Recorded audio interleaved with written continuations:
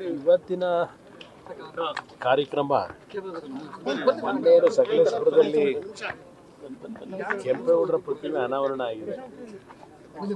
ಪರಮಪೂಜ್ಯ ಸ್ವಾಮೀಜಿಯವರು ಮೊನ್ನೆ ಕಾರ್ಯಕ್ರಮ ಆಗಿದ್ರು. ನೀವು ಬಂದು ಒಂದು ಬಾರಿ ಹೋಗೋದು ಸೂಕ್ತ ನನಗೆ ಮನವಿ ಮಾಡಿದ್ರು.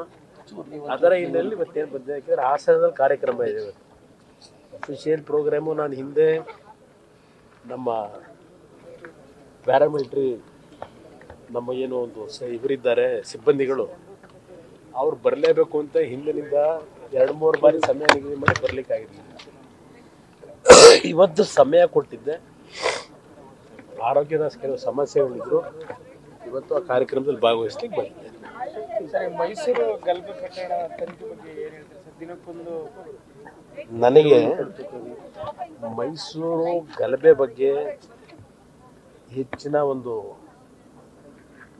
ದೊಡ್ಡ ಮಟ್ಟದಲ್ಲಿ ಪ್ರಚಾರ ಕೊಡೋದಕ್ಕಿಂತ ಹೆಚ್ಚಾಗಿ, ಏಕೆಂದರೆ ರಾಜ್ಯದಲ್ಲಿ ಹಲವಾರು ಸಮಸ್ಯೆಗಳಿವೆ. ಮೈಸೂರಿನ ಗಲಭೆ ಪ್ರಾರಂಭ ಆಗಿದ್ದು ಮಾಧ್ಯಮದಲ್ಲಿ ನಾನು ಗಮನಿಸಿರ್ತಕ್ಕಂಥದ್ದು. ಯಾರೋ ಒಂದು ಸೋಷಿಯಲ್ ಮೀಡಿಯಾದಲ್ಲಿ ಪೋಸ್ಟ್ ಮಾಡಿದ್ದಾರೆ, ಕೆಲವ್ರಿಗೆ ಅವೇಳನಕಾರಿಯಾದಂಥ ಪೋಸ್ಟ್ ಅದು ಅಂತಕ್ಕಂಥ ಹಿನ್ನೆಲೆಯಲ್ಲಿ ಮತ್ತೊಂದು ಸಮಾಜದವರು ಏನೋ ಒಂದು ದೊಡ್ಡ ಮಟ್ಟದ ಗುಂಪನ್ನು ಸೇರಿಸಿ ಕಲ್ಲು ತೂರಾಟಗಳು, ಸರ್ಕಾರದ ಅಧಿಕಾರಿಗಳ ವಾಹನಗಳ ಮೇಲೆ ಕಲ್ಲು ತೂರಾಟ, ಒಂದು ಅಶಾಂತಿಯ ವಾತಾವರಣ ಉಂಟು ಮಾಡಲಿಕ್ಕೆ ಹೊರಟಿದ್ರು. ಅದರ ಹಿನ್ನೆಲೆಯಲ್ಲಿ ಈಗ ರಾಜಕೀಯ ಪ್ರಾರಂಭ ಆಗಿದೆ.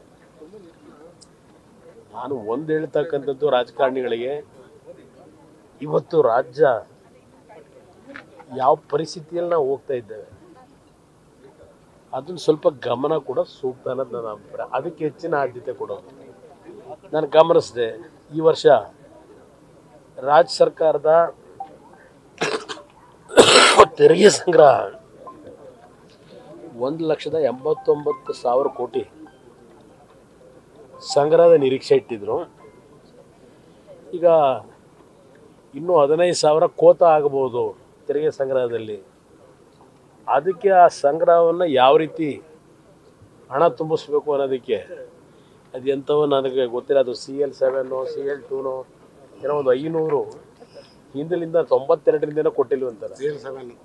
ಅದನ್ನು ಕೊಡೋದ್ರ ಮುಖಾಂತರ ಸರ್ಕಾರದ ಖಜಾನೆ ತುಂಬಿಸ್ಬೇಕು ಅಂತ ಹೇಳಿ ಮುಖ್ಯಮಂತ್ರಿಗಳು ಅಧಿಕಾರಿಗಳ ಜೊತೆ ಚರ್ಚೆ ಮಾಡ್ತಾ ಇದ್ದಾರೆ ಅಂತಕ್ಕಂಥ ಒಂದು ವರದಿ ನೋಡ್ತಾರೆ. ಎಲ್ಲ ರೀತಿಯ ದರಗಳನ್ನು ಏರಿಕೆ ಮಾಡಿ ಯಾವುದೇ ರೀತಿಯ ಒಂದು ಸಂಗ್ರಹದಲ್ಲಿ ಯಶಸ್ಸು ಕಾಣಿದೆ. ಇವತ್ತು ರಾಜ್ಯದ ನಾನಾ ಭಾಗದಲ್ಲಿರ್ತಕ್ಕಂಥ ಸಮಸ್ಯೆಗಳಿಗಿಂತ ಹೆಚ್ಚಾಗಿ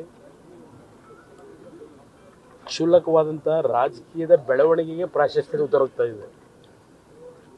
ಯಾವ ಪಕ್ಷದಲ್ಲಿ ಯಾರನ್ನ ನಾಯಕರು ಮಾಡ್ಕೊಂಡ್ರೇನು, ಯಾರನ್ನ ತೆಗೆದ್ರೇನು, ಅದೆಲ್ಲ ಇವತ್ತು ಬೇಕಾಗಿರೋದು ರಾಜ್ಯಕ್ಕೆ. ಇವತ್ತು ನೀವು ಇಲ್ಲೇ ಹಾಸನ ಜಿಲ್ಲೆನಲ್ಲೇ ಎಷ್ಟು ಜನ ಈಗ ಆನೆ ತುಳಿತ ಸತ್ತಿದ್ದಾರೆ. ಇದರ ಬಗ್ಗೆ ಏನಾದರೂ ಸರ್ಕಾರ ಗಂಭೀರವಾಗಿ ತಗೊಂಡಿದ್ದಾರಾ? ಅರಣ್ಯ ಇಲಾಖೆ ಮಂತ್ರಿಗಳು ಹೇಳ್ತಾರೆ ಅದಿಂಥದ್ದು ರೈಲ್ವೆ ಬ್ಯಾರಿಕೇಡ್ ಹಾಕ್ತೀವಿ, ಈಗಾಗಲೇ 65% ಕೆಲಸ ಮುಗಿಸ್ಬಿಟ್ಟಿದ್ದೀವಿ ಅಂತ ಹೇಳ್ತಾರೆ. ಆ 65% ಬ್ಯಾರಿಕೇಡ್ ಹಾಕಿದ್ದು ನಾನು 18ರಲ್ಲಿ ಕೊಟ್ಟು ದುಡ್ಡಲ್ಲಿ. ಅದಾದ ಮೇಲೆ ಎಲ್ಲಿಂದ ಕೊಟ್ಟರು? ಏನು ಕೆಲಸವೇ ಆಗಲಿಲ್ಲ. ಎಲ್ಲ ಇಡೀ ರಾಜ್ಯದಲ್ಲೇ. ಇವತ್ತು ಹೇಳ್ತಾ ಹೋದ್ರೆ ಹಲವಾರು ವಿಷಯ ಹೇಳ್ಬೋದು. ಈಗ ಬೆಂಗಳೂರಿನ ಮೆಟ್ರೋ ದರ ಜನಸಾಮಾನ್ಯರ ಮೇಲೆ ಹೊರೆ ಇದು. ಈ ರೀತಿ ಪ್ರತಿದಿನ ಯಾವುದೋ 5 ಗ್ಯಾರಂಟಿ ಕಾರ್ಯಕ್ರಮಗಳಿಗೆ ಹಣ ತುಂಬಿಸ್ಕೊಳ್ಳಿಕ್ಕೆ ಅಭಿವೃದ್ಧಿ ಅಂತೂ ಇಲ್ಲವೇ ಇಲ್ಲ, ಸತ್ತೋಗಿದೆ. ರಾಜ್ಯದಲ್ಲಿ ಸರ್ಕಾರ ಇದೆ ಅಂತಕ್ಕಂಥದ್ದೇ ಜನ ಮರಿತಾ ಇದ್ದಾರೆ. ಈಗ ಆ ಪರಿಸ್ಥಿತಿಲಿ ಇದ್ದೇವೆ. ಇದನ್ನು ನಾವು ಹೆಚ್ಚಿನ ಆದ್ಯತೆ ಕೊಡಬೇಕಾಗಿದೆ ಅನ್ನೋದು ನನ್ನ ಅಭಿಪ್ರಾಯ. ಈಗ ನಿಮ್ಮ KPSC ಇದೇ ಸರ್ಕಾರ, ಸಿದ್ದರಾಮಯ್ಯರ ಸರ್ಕಾರವೇ 2014ರಲ್ಲಿ ಯಾವುದೋ ಒಂದು KPSCಯ ನೇಮಕಾತಿ ವಿಷಯದಲ್ಲಿ ಒಂದು ದೊಡ್ಡ ಮಟ್ಟದಲ್ಲಿ ಚರ್ಚೆ ಆಯಿತು. KPSCನಲ್ಲಿ ದೊಡ್ಡ ಕರ್ಮಕಾಂಡ ಅಂತ ಹೇಳಿ ಯಾವುದೊಂದು ಮೈತ್ರಿ ಅಂತ ಹೆಣ್ಣು ಮಗಳ ವಿಷಯದಲ್ಲಿ. ಅದು ಒಂದು ಹೆಣ್ಣು ಮಗಳಿಗೋಸ್ಕರವಾಗಿ 370 ಯುವಕರ ಜೊತೆ ಚೆಲ್ಲಾಟ ಆಡೋರು, ಹೆಣ್ಣು ಮಕ್ಕಳು ಯುವಕರ ಜೊತೆ ಈ ಸರ್ಕಾರ. ಇವತ್ತು 2025ಕ್ಕೆ ಬಂದಿದ್ದೇವೆ. KPSC ಪರಿಸ್ಥಿತಿ ಏನಾಗಿದೆ? ಒಂದೇ ಒಂದು ಉದ್ಯೋಗ KPSCಲಿ ಸೃಷ್ಟಿ ಆಗಲಿಲ್ಲ. 14 ಜನನೋ 15 ಜನನೋ 16 ಜನನೋ KPSCನಲ್ಲಿ ಮೆಂಬರ್ಸ್ ಮಾಡ್ಕೊಂಡು ಏನು ಸುಧಾರಣೆ ತಂದ್ರಿ? ಮುಖ್ಯಮಂತ್ರಿ ಕೇಳಲಿಕ್ಕೆ ಬಯಸ್ತೀನಿ. ಇವತ್ತು ಉದ್ಯೋಗ ಇಲ್ಲ.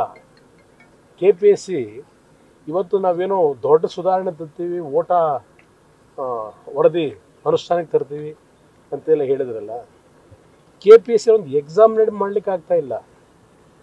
ಯುವಕರ ಜೊತೆಲಿ ಚೆಲ್ಲಾಟ ಆಡ್ತಾ ಇದ್ದೇವೆ. ಯಾರಿಗೂ ಇದ್ರ ಬಗ್ಗೆ ಚಿಂತನೆ ಇಲ್ಲ ಇವತ್ತು ಈ ಸರ್ಕಾರದಲ್ಲಿ. ಅದರಿಂದ ಮೊದಲು ಇದೆಲ್ಲದರ ಬಗ್ಗೆ ಗಮನ ಕೊಡಿ, ಆಮೇಲೆ ಮುಂದೆ ಬೇರೆ ವಿಷಯ ತಿರ್ಕೊಳ್ಳಿ. ನ್ಯೂಸ್ ಫಸ್ಟ್ ನಿರ್ಭೀತಿಯಿಂದ ನಿಮ್ಮ ಪರವಾಗಿ.